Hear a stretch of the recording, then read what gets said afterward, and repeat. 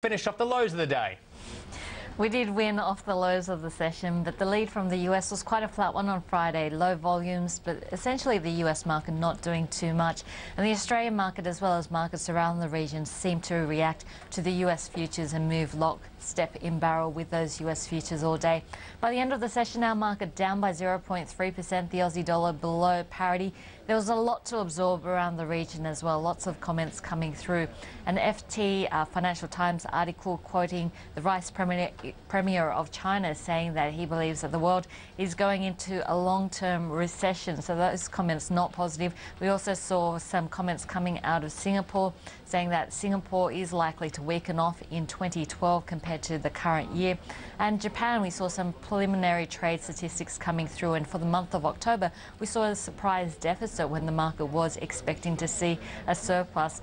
Once again, the European debt crisis very much in focus, but in the US we're also seeing the TED spread widening. This is the spread between the interbank futures and the T-bills rate, and it indicates that banks are less willing to lend to each other. So I guess that's a development we're keeping a close eye on. Also, a lot of news that a lot of banks aren't choosing to renew their debt with European facilities and banks as well. So liquidity is something that we're watching very closely.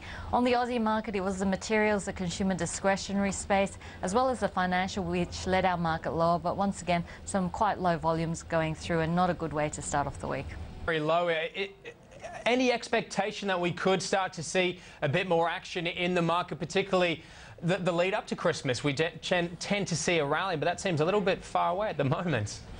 Yeah, the Santa rally does seem quite far off at the moment, and I guess the market really focused in on two things, the US and Europe. On the plus side, we are seeing some better numbers coming out of the US, and we may even see an uplift for the market when those third quarter GDP numbers come out on Wednesday, and they're expected to be quite good. But of course, the Super Committee, the deadline, D-Day being the 23rd of November, very much in focus. Not so much because of that deadline, but more because of ratings agency and what they may translate into the politics going on at the moment. Of course, on the 3rd of August, we saw Standard & Poor's downgrading the US debt for the first time in history from AAA to AA+, and threatening that it could even lower it to AA if this was to continue on and we didn't see cuts in terms of spending. So $1.2 trillion worth of cuts. And of course, the European situation still very much in focus. There's been no solution there, although there has been a lot of chatter around the market about a possible roundabout solution where the European Central Bank lends money to the IMF, which then goes to lend to the likes of Italy and Spain to get around some of the legal hurdles in the ECB directly lending there. So the market's still focused in on US as well as Europe, and it does look like this week is going to be a crucial one. Julia, give me your thoughts in terms of market reaction should they not, this is the US Super Committee, reach some sort of an agreement, a short-term agreement on that 1.2 trillion or so of debt over there. Is the market pricing in the likelihood they won't, or could we see a little bit of a reaction on markets post any sort of announcements? James, I think the market's already started to price in that we're not going to see an agreement before Wednesday. So we have seen the US futures in negative territory today, down around about the 1% mark, although they have improved throughout the session and they're now down by 0.7%.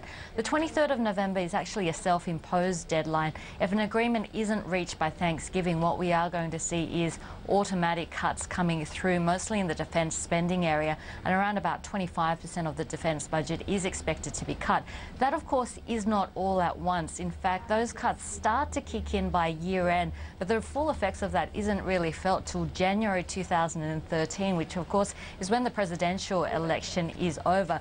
So in terms of this agreement, I guess there is a little bit of room to wiggle, but the real fear of the markets are around the ratings agency, what they may do in terms of the outlook for the US debt markets and the ratings. So I guess that's what the market's really closely watching, given what we saw last time the debt ceiling